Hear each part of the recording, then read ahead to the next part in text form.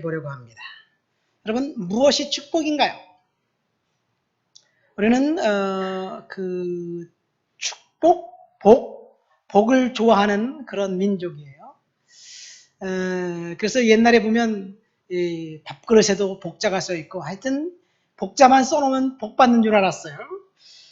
사람들이 생각하는 복은 돈, 명예, 혹은 장수, 이런 거예요. 이런 게 축복인 것은 사실입니다. 한번 장수를 생각해 봅시다. 오래 사는 것. 오늘날은 100세 시대라고 이야기하죠. 그래서 보험을 판매하는 사람들은 이미 100살에 맞춰서 보험 상품이 개발되어 있대요. 근데 어디 갔더니 120살까지 산다고 이야기를 하더라고요. 여러분, 100살까지 사는 것, 120살까지 사는 것 좋아요. 장수하는 것 축복입니다. 2080이라고 해서 80대를 20대처럼 팔팔하게 산다면 그것은 축복임에 틀림없습니다. 그러나 골골대면서 요양원에 누워 있어서 죽지도 못하고 사는 것 축복인가요? 그래도 축복이라고 생각하는 사람이 있을 것 같아요. 그래도 그것이 아멘입니까? 재벌 그 회장님 보세요.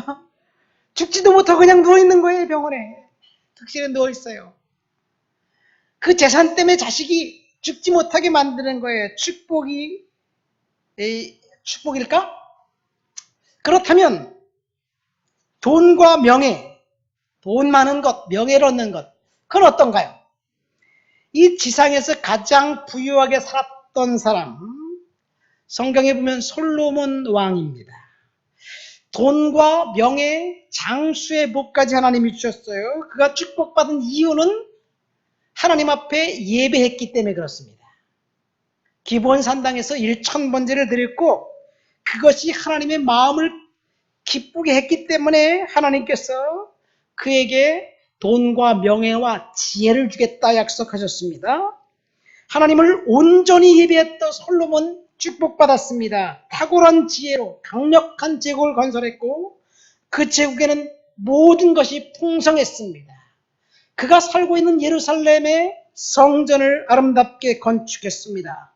화려한 성전, 아름다운 성전을 건축해서 하나님 앞에 예배드리기 원했어요. 그런데요, 놀라지 마세요. 솔로몬이 그가 만들어 놓은 화려한 성전에서 예배드렸다는 기록이 있나요? 딱 한 번 있습니다. 성전이 완성됐을 때 성전 낙성식 때 솔로몬이 기도한 그 기도, 아주 정말 아름다운 기도가 나옵니다. 성전 낙성식 때 그가 기도했던 기사만 나옵니다. 아이러니하게도 그가 성전을 건축하기 전에는 산당에서 열심히 하나님 앞에 제사 드렸는데 아름다운 성전을 건축하고 우리 하나님을 예배드리자고 하고 난 다음에 그는 그 안에 들어가서 예배했는지 기록이 없어요. 건축 열기에 들떠서 새로운 건축을 하느라고 시간을 바삐 보냈습니다. 전도서에 보면 그가 건축을 한 이야기를 하고 난 다음에 그 건축의 이야기를 이렇게 기록하고 있어요. 나는 나의 사업을 크게 하였노라. 내가 나를 위하여 집들을 짓고 포도원을 만들고 여러 동산과 과원을 만들고 각종 나무를 그 안에 심고 수목을 기르는 삼림을 만들고 그 삼림에 물 주기 위해 저수지를 팠다. 이걸 우리말로 요즘 말로 한번 바꾸면 도시 재생 사업을 했고 신도시를 건설했다는 얘기예요. 솔로몬이 7년간 예루살렘 성전을 건축했고요. 그 이후 13년간 자신을 위해서 계속해서 건축을 합니다. 애굽 공주를 위해서 내가 어떤 그 궁궐을 지어줄까? 내 장인이 오면 이 초라한 궁전에 살고 있는 자기 딸을 보면서 어떻게 생각할까? 끊임없이 예루살렘에는 20년 동안 망칠 소리와 톱질 소리가 들렸습니다. 가는 곳마다 위대한 창의력이 넘쳐났습니다. 그리고 20년 건축을 마치고 난 다음에 그 다음 20년 동안 그는 수많은 첩첩들을 거느리고 인생의 쾌락과 재미를 즐겼습니다. 솔로몬이 받은 축복은 흥청망청한 쾌락이었습니다. 흥청망청한 쾌락을 경험했던 솔로몬이 나이를 먹고 이제 육체 힘이 빠지자 어느 날 갑자기 늙고 지친 자신의 모습을 보면서 이렇게 이야기합니다. 아, 헛되구나. 이 모든 일이 바람을 쫓는 것처럼 헛되구나. 나는 시간만 낭비했구나. 그렇게 이야기하면서 회한의 눈물을 흘렸습니다.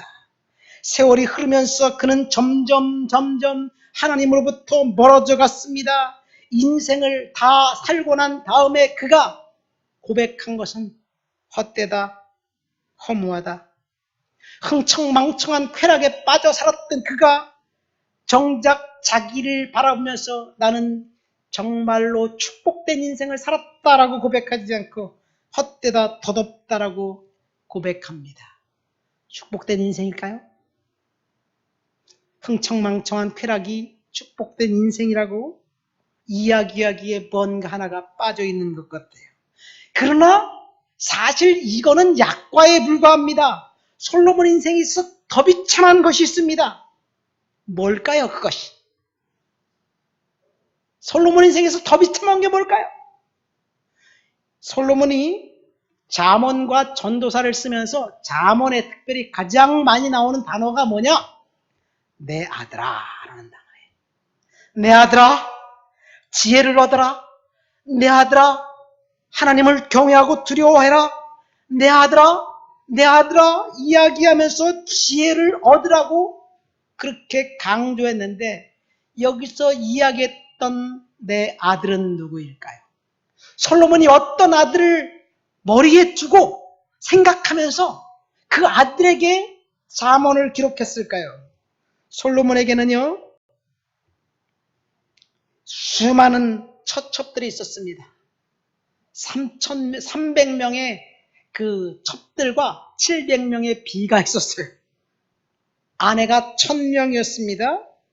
이 1000명 부인들이 낳은 아들이 얼마나 될까요? 그 아들들 중에서 가장 사랑하는 아들은 너무너무 사랑했기 때문에 그에게 자신의 왕위를 물려준 그 아들이었을 거예요. 그 아들의 이름은 르호보암입니다.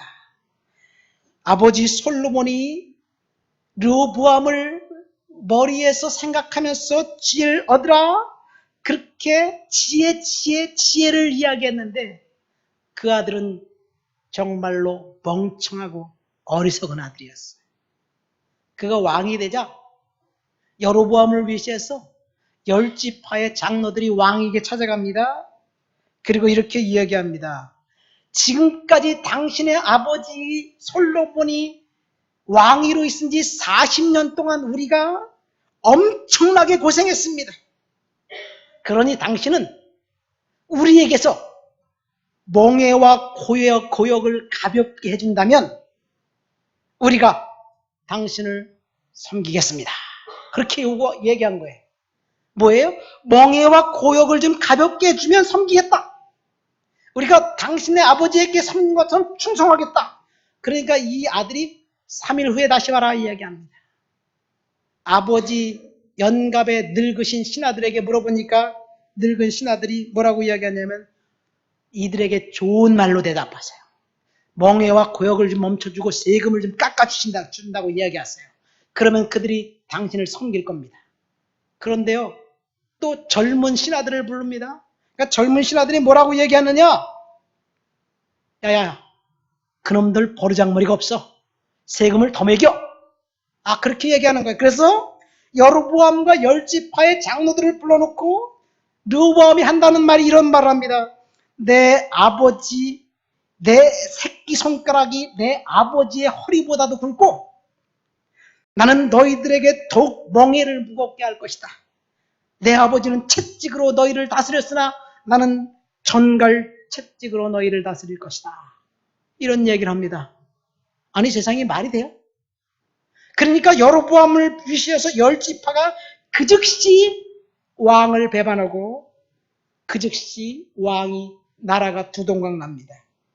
어리석고 아둔한 아들이었어요. 미련한 아들이었습니다. 아버지가 그렇게 지혜를 얘기했는데 정말 지혜가 없었습니다. 그 순간에 국토의 4분의 3이 날아갔어요. 인구의 4분의 3이 날아갔습니다. 아버지 솔로몬이 강조했던 지혜는 어디 갔는지 모르고 어리석었어요.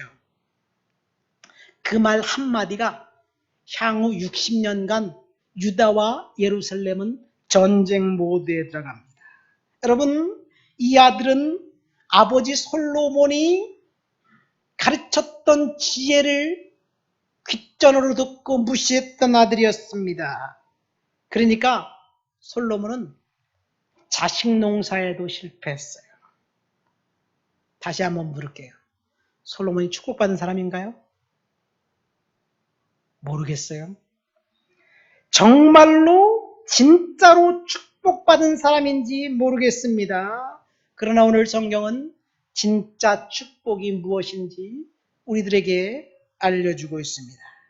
오늘 우리가 읽은 본문 창세기 39장에 보면 요셉이라는 사람이 나옵니다. 그 요셉은 지금 요셉의 나이가 17살이에요. 언제냐? 인신매매를 당했고 그래서 노예로 팔려갔습니다. 노예로 팔려가서 노예로 종으로 살다가 어느 한순간에 강간 미수범이 되어서 지금 감옥에 갇혀있는 요셉의 이야기예요. 그러니까 요셉은 축복받은 사람입니까? 저주받은 사람입니까? 예? 저주받은 사람이에요. 10대 후반에 인생의 쓰라림을 경험합니다. 저주 그 자체, 비참 그 자체입니다. 날마다 그는 종으로 살면서 폭력에 시달렸을 것입니다. 욕설이 난무하는 곳에서 비참하게 살았습니다. 혹시 도망가지 않을까 감시의 눈초리만 그를 쳐다봤을 거예요. 이렇게 끌려간 요셉에게 인권이란 존재하지 않았을 거예요. 더 안타까운 것은 부모와 생이별했고 그보다 더 비참했던 것은 자기가 그토록 믿었고 자기가 그토록 신뢰했던 형님들, 자기가 형님들이라고 불렀던 그 사람들, 그 형님들이 자기를 동생이라고 불렀던 그 사람들이 자기를 배반한 배신감이에요. 억울했습니다. 배신감 때문에 잠을 못 잤습니다. 이 세상에서 가장 비참한 것은요, 믿었던 사람에게 뒤통수 맞는 거예요, 사실은. 안 믿었던 사람은 나를 뒤통수 칠 사람이라고 알고 있기 때문에 괜찮아요.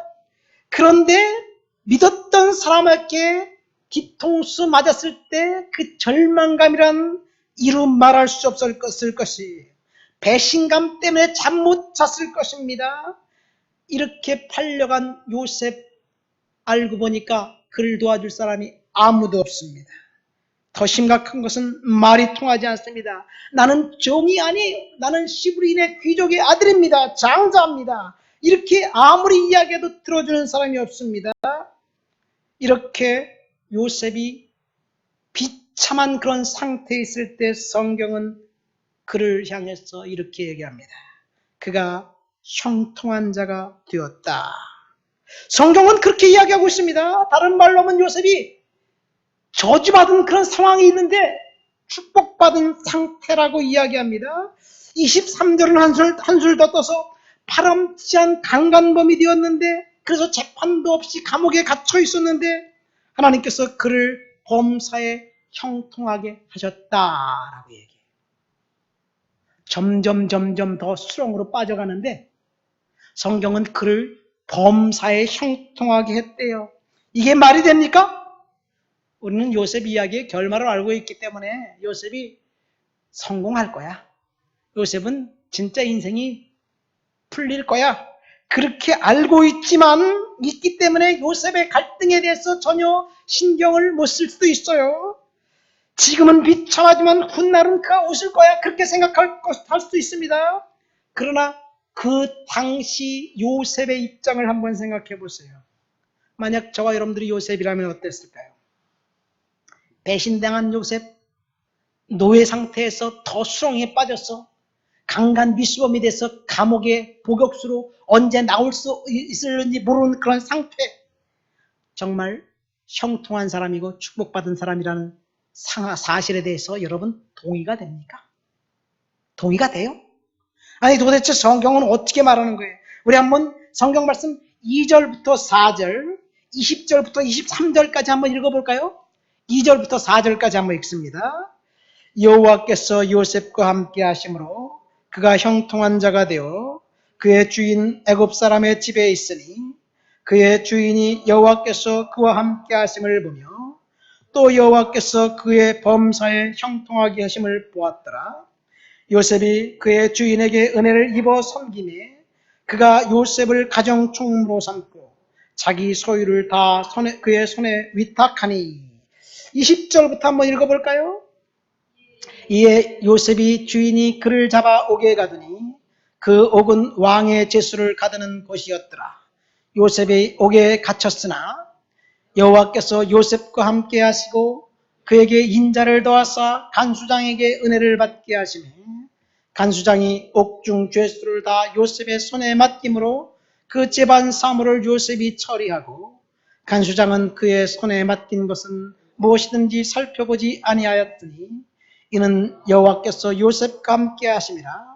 여호와께서 그를 범사에 형통하게 하셨더라. 여러분 여기에 보면요 형통이라는 단어가 3번 나옵니다.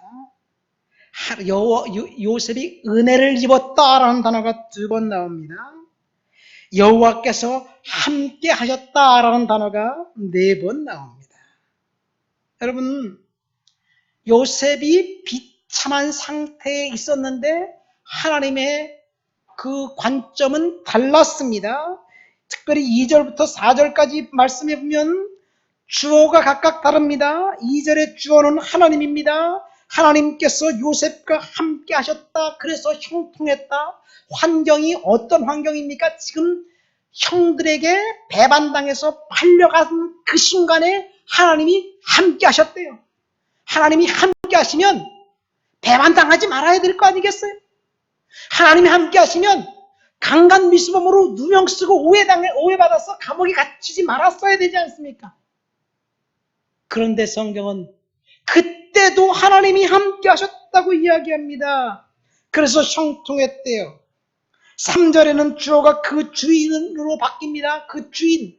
이제 요셉이 이 노예가 되어서 주인이 그를 보니까 얘가 범상한 인물이 아니야.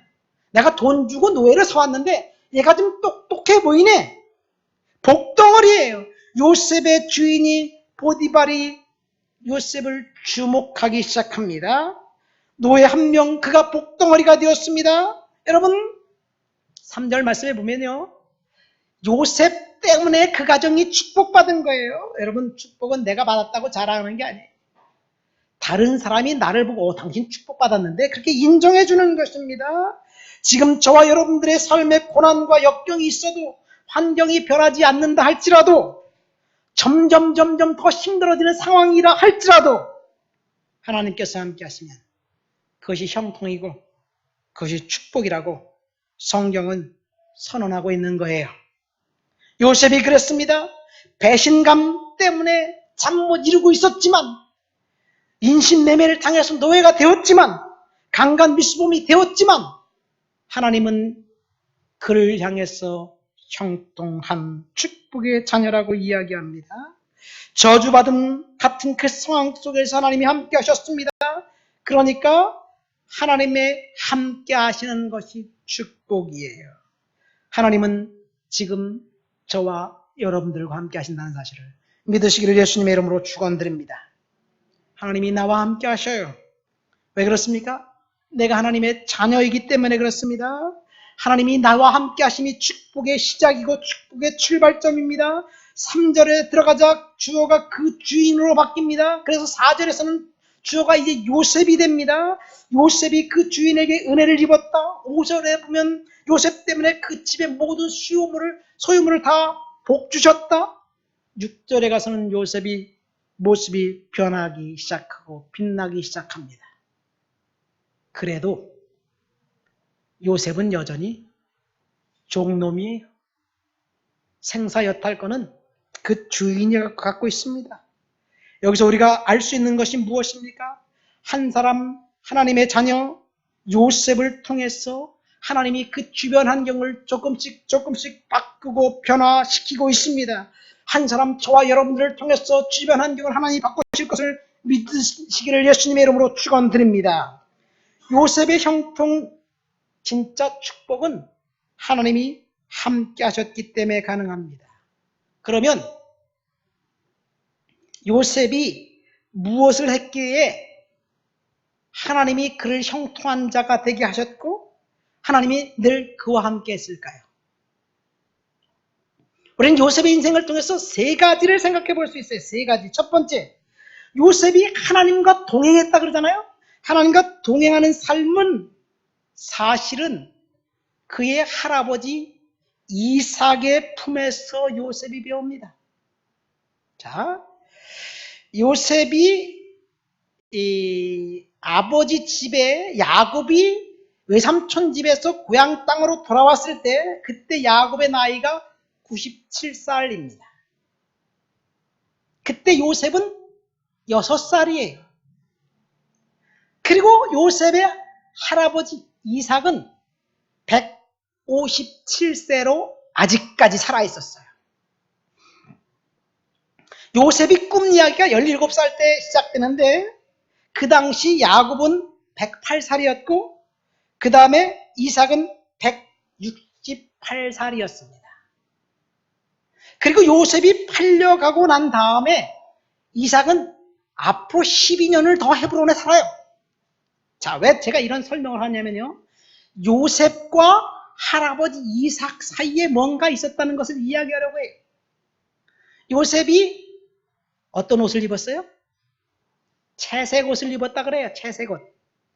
채색 옷은요, 사실은 그 아버지 야곱이 요셉을 특별히 사랑해서 특별히 다른 아이들을 차별해서 채색 옷을 입힌 게 아니에요. 요셉은 그 야곱이 가장 사랑하는 아내 라헬을 통해서 태어난 첫 번째 아들이에요. 그러니까 야곱 입장에서는 요셉이 장자예요, 장자. 루벤이 장자가 아니라 요셉이 장자입니다. 그러니까 아브라함의 축복이 이삭을 통해서 에서를 건너뛰고 야곱에게 왔어요. 그리고 야곱에게 온 축복이 앞으로 요셉에게 갈 거예요. 그것을 할아버지 이삭이 알고 있었고 그리고 야곱이 알고 있었어요. 그래서 채색 옷을 입혀주고 그리고 키운 거예요. 여러분 가만히 생각해 보세요. 요셉은 장자예요. 앞으로 그 장자의 축복을 받을 거예요. 이삭은 장자권을 축복하면서 실수지만 야곱에게 장자권을 축복했어요. 그러니까 이삭의 입장에서 할아버지 입장에서 볼 때 이번만큼은 내가 실수하지 않고 똑바로 된 장자에게 축복권을 제대로 전수하도록 내가 도와야 되겠다. 그런 이야기를 생각을 했을 거예요. 여러분, 이삭은 할아버지 앞에서 그 아버지 아브라함의 축복과 하나님의 언약을 전수할 이제 손자로 기억하면서 할아버지가 그를 키웠습니다. 생각해 보세요. 그 늙은 할아버지 앞에 6살짜리 꼬마가 자기가 앞으로 장자권 축복을 해줄 그 아들이 얼마나 귀여웠을까요? 그래서 그 이삭은 요셉에게 자기가 옛날 아버지로부터 겪었던 모리아산의 이야기, 그 이야기를 해주고 또 해줬을 거예요. 아마 우리가 상상의 모습을 보면 이 요셉이 할아버지에게 할아버지 그 얘기 한 번 더 해주세요. 야, 그건 내가 몇 번이나 말했지 않느냐? 아이, 그래도 듣고 싶어요. 또 해주세요. 그러면 그 할아버지 이삭은 자기가 아버지와 함께 장작을 짓고 짊어지고 모리아산에 갔을 때 사흘 동안의 여정 속에서 자세히 설명하면서 그 아버지의 칼이 번쩍 들려서 자기를 향해서 내리치려는 그 찰나에 하나님이 멈춰라, 그런 이야기를 아주 생생하게 극적으로 그 아들에게 들려줬을 거예요. 이삭과 요셉의 관계를 통해서 하나님이 요셉에게 아브라함의 언약의 축복, 믿음의 유산을 계속해서 보여줄 거예요. 그 이야기의 결말은 언제나 그 할아버지 이삭이 내가 나의 아버지, 너의 증조 할아버지 아브라함으로부터 받았던 그 언약은 바로 너한테 갈 거야. 너는 언약의 계승자란다. 이런 이야기를 어렸을 때부터 귀가 따갑게 들었을 것입니다. 요셉은 나이가 어리지만 그 위로 형들이 10명이나 있었지만 아브라함의 언약을 계승할 그 가문의 장자로 하나님이 선택했다는 사실을 자신도 알았고 할아버지도 알았고 아버지도 알았고 형들도 알았습니다. 아들만 사랑해서 채색 옷을 입힌 게 아니에요. 그러니까 야곱과 그의 아버지 이삭은 요셉이 장자의 축복을 받은 아들이라는 것을 알고 공개적으로 선언했어요.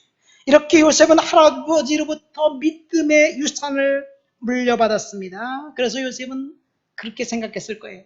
아무리 내 상황이 어렵다 할지라도 모리아산에서 내 할아버지 이삭이 마지막 순간 칼이 가슴에 내리꽂기 바로 직전에 하나님이 역사하셨던 것처럼 하나님이 나의 인생에 찾아오실 거야. 그런 믿음을, 그런 하나님의 약속을 강력하게 붙들고 있었다는 사실을 의심하지 않을 수 없습니다. 여러분, 이 언약은 요셉에게 한 언약이지만 저와 여러분들에게도 하나님이 하신 언약이라는 사실을 믿으시길 예수님의 이름으로 축원드립니다. 신약 시대에 와서 아브라함의 축복은 예수 그리스도를 믿고 구세주로 영접한 저와 여러분들에게 전수된 거예요. 구약 시대는 아브라함의 축복이 이삭 그리고 야곱, 요셉으로 혈통을 타고 내려가지만 신약 시대의 아브라함의 축복은 저와 여러분들에게 하나님께서 허락하신다는 사실을 믿으시길 예수님의 이름으로 축원드립니다. 그래서 우리는 축복받은 언약의 백성들이에요. 믿습니까? 따라하세요. 나는 축복받은 언약의 백성이다. 그러니까 요셉이 하나님과 형통했다는 이야기는요, 그 할아버지 이삭으로부터 받았던 그 언약에 기초합니다. 두 번째, 여호와께서 요셉과 늘 함께 하셨다는 것은 요셉이 갖고 있었던 비전에 근거합니다. 그 비전은 아버지 그리고 할아버지로부터 받았던 언약에서 출발해요. 창세기 37장에 보면 요셉의 꿈 이야기가 나옵니다. 제가 언젠가 요셉의 꿈 이야기를 설교하면서 꿈을 요셉이 꿨다고 했나요? 하나님이 꿨다고 했나요? 여러분, 창세기 37장에 보면요, 꿈장이 요셉이 나오는데 꿈은 요셉이 꾼 것이 아니라 하나님이 요셉을 통해서 하나님의 꿈을 꾸신 거예요. 동의가 안 되시는 것 같은데, 여러분 한번 내가 꿈을 꾼다고 꿈이 꿔지나요? 저는 제가 유학 가기 전에 그 교수님이 영어를 열심히 해서 영어로 꿈을 꿔야 된대. 그래서 영어로 꿈을 꾸려고 얼마나 노력을 했는지 몰라요. 영어 꿈을 좀 꿔봐야 되겠다. 잠들면 영어 꿈이 아니라 개꿈만 꿔. 꿈속에서 영어 한마디도 안 해. 내가 꿈꾸고 싶다고 꾸어지는 게 아니에요. 요셉이 꿈은요, 요셉이 꾼 것이 아니라 하나님이 요셉을 통해서 자신의 꿈을 꾸신 거예요. 그 이유는 요셉의 할아버지 이삭과 요셉의 아버지 야곱과 그리고 요셉의 증조 할아버지 아브라함의 언약에 근거합니다. 하나님은 아브라함에게 복의 근원이 될 것을 약속하셨습니다. 그 언약은 이삭과 야곱과 요셉을 통해서 계승될 거예요. 그래서 요셉 자신에게 하나님의 언약이 비전으로 자리 잡고 있습니다. 여러분, 하나님께서 저와 여러분들에게를 통해서 놀라운 일을 하실 꿈을 꾸고 계신다는 사실이 우리에게 비전으로 와야 될 줄을 믿습니다. 하나님이 저와 여러분들을 사용하실 거예요. 믿습니까? 내가 비록 힘들고 어렵고 지친 그런 삶을 산다 할지라도 하나님의 언약을 생각하면서 비전을 품고 주눅들지 않고 살아간다면 환경이 비록 힘들고 어려울지라도 하나님께서는 반드시 비전을 이루실 줄 믿습니다.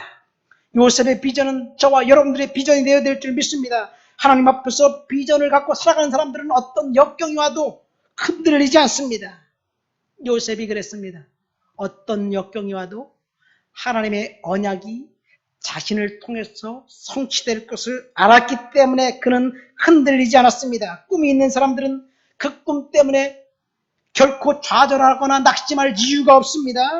꿈을 이루는 길은 반드시 고난이라는 관문을 통과하게 되어 있어요. 요셉이 하나님과 동행할 수 있었던 두 번째 이유는 요셉을 통해서 하나님이 꿈을 꾸고 계시다는 사실을 알았기 때문에 그래요. 그것이 요셉에게 비전이 되었고 그리고 그 비전은 명확한 자기 확신으로 다가왔습니다. 여러분, 하나님께서 나를 통해서 여러분을 통해서 꿈을 꾸시고 하나님께서 저와 여러분들을 통해서 놀라운 일을 하시길 원하십니다. 세 번째, 요셉이 당한 고난과 역경이 그를 더욱더 하나님을 의지하게 만듭니다. 아버지의 집에 있었다고 생각해 보세요. 노예로 팔리지 않았어. 아버지 집에 있었어. 요셉의 인생은 편안했을 거예요. 그러나 그가 불행한 일로 집을 떠나 애굽에서 종살이할 때 하나님에 대한 믿음과 신뢰는 점점 그에게 더 커졌습니다. 그래서 성경이 요셉이 여호와께서 요셉과 함께 하셨다라고 이렇게 언급하고 있는 거예요. 여러분, 우리가요 주변에 나를 도와줄 사람이 많고 내 주머니가 넉넉하고 통장에 잔고가 있으면 사실 하나님께 기도하기는 쉽지가 않아요. 그렇죠? 왜 기도합니까? 통장에 가서 돈 뺐으면 되는 거지. 돈이 없으니까 기도하고 힘드니까 기도하는 거예요. 주변에 자신을 도와줄 사람이 한 명도 없다고 생각을 해보세요. 그러면 누구를 의지합니까? 하나님을 의지해요. 주변에 도와줄 사람이 있으면 우선 그 사람 바지가랑이 붙들고 늘어지는 거야. 그러나 도와줄 사람이 없으면 하나님을 의지합니다. 자신을 알아주는 사람이 없다고 생각해 보세요. 누구에게 의지해야 될까요? 게다가 육신이 고통스러워요. 고난의 연속입니다. 이때 사람들은 요셉은 하나님을 바라보았습니다. 하나님 한 분, 그분만이 요셉의 인생 가운데 그를 지켜주고 보호해줄 분이라는 사실을 알았습니다. 그런데 한번 생각해 보세요. 인간이 절대 절망, 절대 고독, 힘든 상황에 있을 때 그때 인간의 선택은 딱 두 가지. 내가 힘들고 어렵고 지쳐 있을 때 대부분의 사람들은 절망하고 자포자기합니다. 포기합니다. 좌절합니다. 그래서 우울증에 걸리고 자살합니다. 얼마나 많은 사람들이 우울증에 걸려서 하룻밤이라도 수면제를 먹지 않고는 잠을 이룰 수 없는 사람이 우리 주변에 얼마나 많이 있습니까? 주변에 도터에 깔려 있어요. 여러분, 우울증 걸린 사람에게 가장 극단적인 치료, 처방책이 뭔지 아세요? 죽을 고비래요. 아이러니하게도 우울증에 걸려서 날마다 죽을까 하고 자살해 죽으려고 막 그런 사람이 갑자기 죽을 고비가 닥치면 정신을 바짝 차리고 우울증이 싹 사라지는 거예요. 이상해요. 어쨌든 주변에 많은 사람들이 지금 외로워하고 힘들어하고 있습니다. 군중 속에서 고독을 경험합니다. 자신의 마음을 터놓을 친구가 없어서 지금 힘들어하고 있습니다. 고민입니다. 물질적으로는 풍요로워졌는데 육체적으로는 안락해졌는데 그런데 사람은 지금 점점 더 외로워지고 있어요. 죄가 사람들을 더 외롭게 만들고 고독하게 만들고 있기 때문인지 모르겠습니다. 스스로 고난과 고통 가운데 있을 때 좌절하고 낙심하는 것, 그것은 해결책이 안 돼요.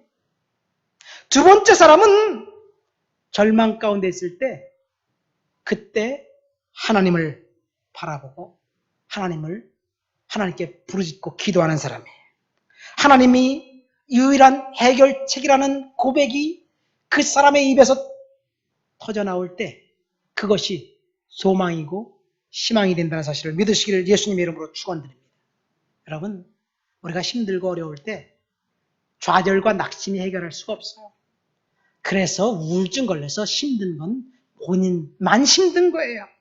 하나님만이 해결책이라고 생각하고 하나님께 그 문제를 갖고 나가면 하나님께서 해결해 주실 줄을 믿습니다. 가만히 생각해 보세요. 나를 도와줄 사람이 아무도 없을 때 그러니까 하나님께 기도하잖아요. 열정적으로 기도하니까 하나님이 문제를 해결해 주잖아요. 여러분, 열정적으로 하나님 앞에 기도하고 힘들게 살아가다 보니까 우울할 시간이 없습니다. 하나님의 은혜입니다. 요셉의 믿음은 고난 가운데 더 빛이 났습니다. 그래서 그는 형통한 사람, 축복받은 사람이 되었어요.